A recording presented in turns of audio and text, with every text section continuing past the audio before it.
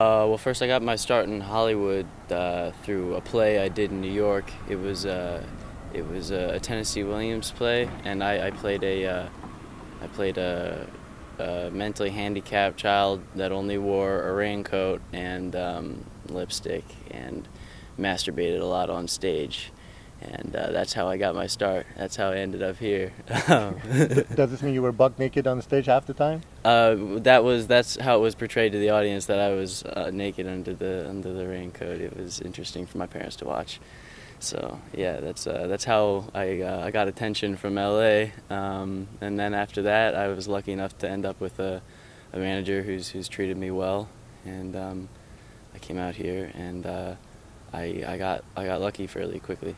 I was in New York going to school. I went to school for a year at NYU. I was studying vocal technique, and I chose a program called the Steinhardt program at NYU because they were lenient with students working while they were in school, and I got lucky, and I booked this job where, I mean, all I would do was just be on stage, and the only thing I would actually say was "cool."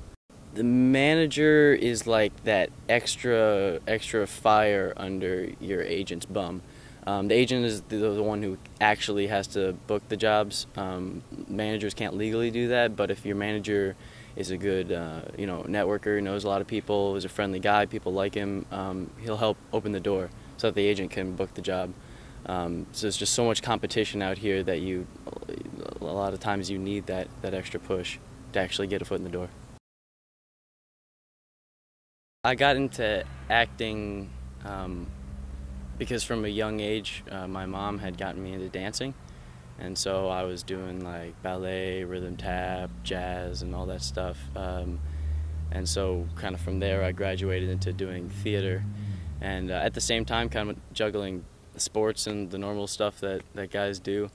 And then I had to fall away from the sports because I was doing more of the dance and the theater.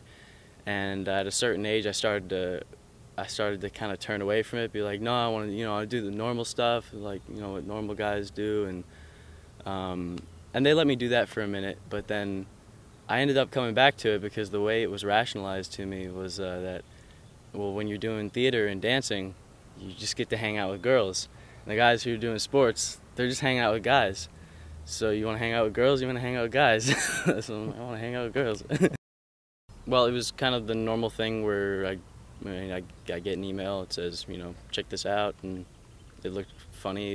I think it was like the only funny thing I'd really seen that pilot season. The only thing that wasn't too corny or hokey.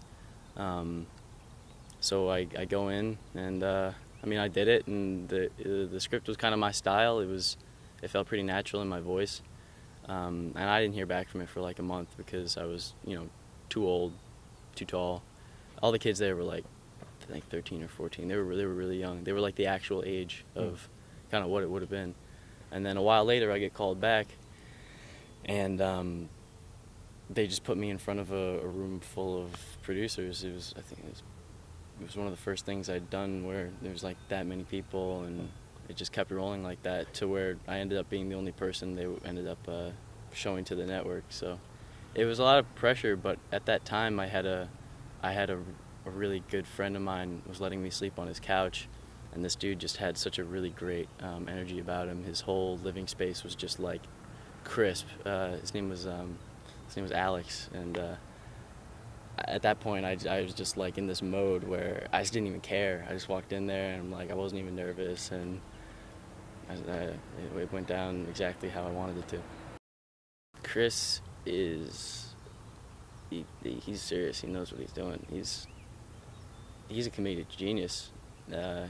Obviously, no one really knows that because he's been doing SVU for so long. But he's damn funny. I mean, anyone who watched the show knows that. A lot of the stuff that people were seeing on the show was him. I mean, don't get me wrong. The writers are really smart guys, and their writing is really on point. But Chris contributed a lot. He would always be throwing new ideas out there and playing around with things. Helping us play around with things. There was a lot of times where he'd give me suggestions to like tweak things, and it would just be totally fresh. So he was fantastic. Blue guys, Tyler Foden and Kevin Hernandez, and also a young lady, Claudia Lee. And it was cool to be having kids around, because me and Tyler and Kevin were like playing basketball in the Warner Brothers lot and like throwing a football around all the time, just like playing games, hitting each other in the nuts, like, you know, the regular stuff. And I mean, it just makes the time pass. It's a lot of fun. Right now, Surviving Jack is technically without a home, and we're fighting really, really hard on Twitter, Facebook, Instagram to bring it back. Our hashtag is Bring Back Jack, and people are really psyched about it. More and more people are coming in every day. Like, it's starting to flood in. We just made a website, savesurvivingjack.com, and the guy who made the site, also a fan, his name's Mike. He's always texting me like the analytics, and after like one day, each day we're getting like hundreds of people coming on this brand new site. It's not normal for a new website.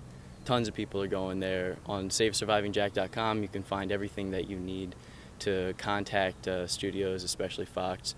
Tell them how you feel. You can also find the petition on change.org, Renew Surviving Jack, which has over 10,000 signatures at this point. It's still fresh, so we're expecting a lot more in days to come.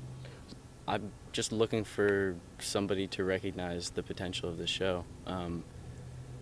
Anyone who saw it just immediately fell in love with it. It like families, like parents would see the show and then tell their kids to sit down and watch this show, and then the kids would fall in love with it too, and then, you know, they got something to do together. It's bringing families together, which is, it's more often than not, families are splitting apart these days.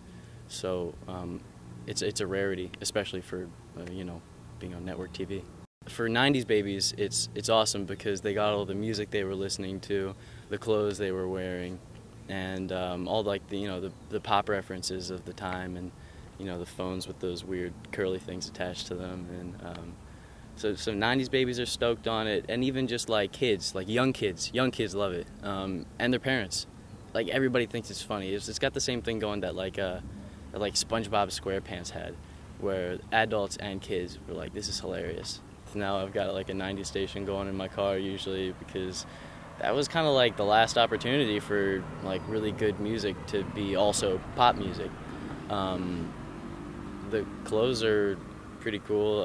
I've said a bunch of other times that the clothes are really comfortable. I like them a lot better. I had no idea what hypercolor t-shirts were. Those are pretty neat. I hear you can get them on eBay. What else? The hair. Oh, it pretty much taught me that my hair can be like this all the time. I stopped using shampoo all the time, and people like think I like do my hair or something, but I rinse it with hot water and it does this.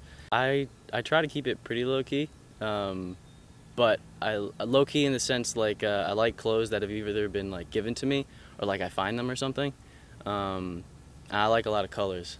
I like colorful stuff, because I feel like when I have down days, I feel like I want to put on black or something, but it sucks more energy out of you. And the brighter colors you put on energizes you, people around you. This is Brave New Hollywood, and now you know.